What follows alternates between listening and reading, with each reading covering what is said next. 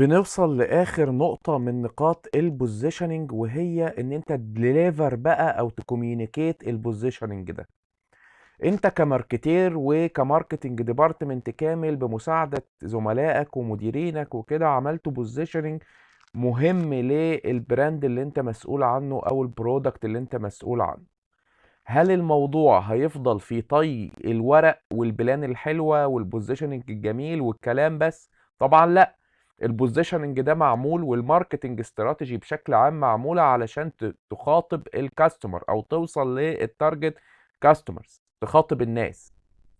وبالتالي ان انت لازم تعمل بوزيشننج استراتيجي او ماركتنج ميكس بشكل سليم يقدر يخاطب الناس اللي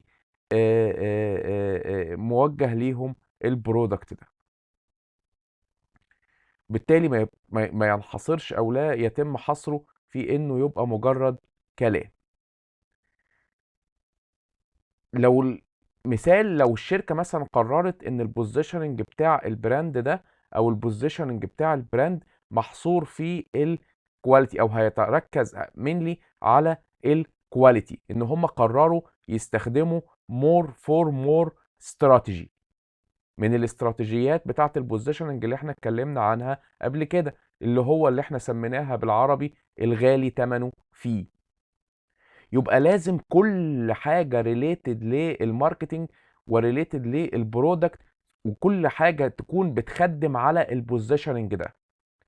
يعني ما يبقاش مثلا انت بتقول ان البرودكت انا هعمله بسعر غالي علشان هو البينيفيتس بتاعته مش موجودة اللي في اي منتج اخر، وتلاقي نفسك منزله بسعر رخيص. لازم يكون معمول بسعر غالي. لازم يكون انت بتقول انه في بينيفيتس كبيرة جدا وعظيمة مش موجودة في المنافسين. ما ينفعش خالص تكون ما فيهوش بينيفيتس، ما ينفعش خالص يكون لو كواليتي، لازم يكون هاي كواليتي برودكت. لازم يكون بيتوزع عند هاي كواليتي ديلرز، يعني المعارض اللي بتوزعه، منافذ التوزيع تكون مشهورة بانها راقية وبيدخلها ناس يقدروا يشتروا المنتج ده. لازم الاعلانات والدعايه تكون في هاي كواليتي ميديا، ما تبقاش في مثلا اماكن رخيصه او في حتت ما بيشوفهاش حد، او بسترخص يعني وانا بعمل البروموشن او الدعايه بتاعتي.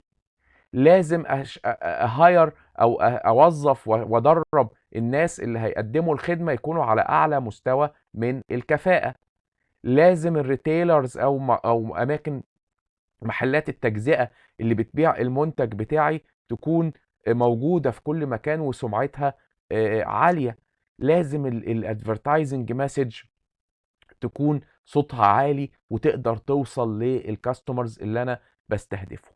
يبقى كل الفور بيز او ما يسمى بالماركتنج ميكس او المزيج التسويقي لازم يكون بيخدم على البوزيشننج اللي انا تعبت الفترة اللي فاتت دي كلها في اني عملته وفكرت فيه وطلعت استراتيجي وبنيتها على اسس وعملت بوزيشننج ستيتمنت. ما اجيش بقى وانا بطبق اعمل حاجات عكس الكلام اللي في البوزيشننج، او حاجات ما تخدمش الكلام اللي في البوزيشننج اللي انا عملته واللي انا تعبت فيه تظبيطه.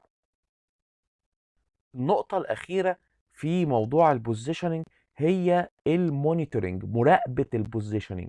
إن أنا عملت بوزيشننج، حطيت البرودكت بتاعي في مكانة معينة، وبسخر كل الشانلز وكل الماركتنج ميكس لخدمة المكانة دي. وعلشان تتحفر في ذهن المستهلك يبقى لازم أراقب باستمرار إن البوزيشننج ده لسه موجود، ما تغيرش في ذهن المستهلك. لازم برضو اتابع المستهلك محتاج ايه، العميل محتاج ايه. لازم اتابع المنافسين بيتكلموا في ايه، هل المنافسين بيهاجموا البوزيشننج بتاعي، هل المنافسين قلدوني، هل المنافسين ابتدوا يشتغلوا على حاجة ضد الكلام اللي انا بقوله. لازم اراقب الموضوع ده اللي بيسموه الماركت فيدباك، اللي هو لازم نبض السوق.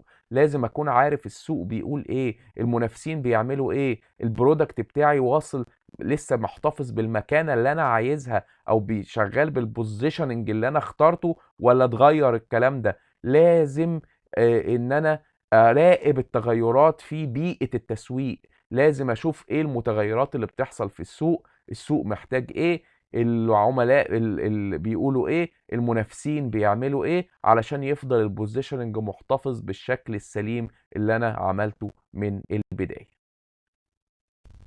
دي عناويننا على كل وسائل التواصل الاجتماعي تقريبا. هتلاقوا البرزنتيشنز دي يا اما في صورة باوربوينت برزنتيشن، يا اما في صورة اوديو، يا اما في صورة فيديو عبارة عن برزنتيشن مع اوديو، علشان اي حد عايز يستفيد من الماتيريال اللي موجودة، سواء كان يقراها على هيئة باوربوينت برزنتيشن او يسمعها عن طريق اوديو او يشوفها فيديو على اليوتيوب، بتجمع ما بين البرزنتيشن وما بين الشرح. واتمنى ان الكل يستفيد، وان شاء الله نتقابل في سيشن بعد كده.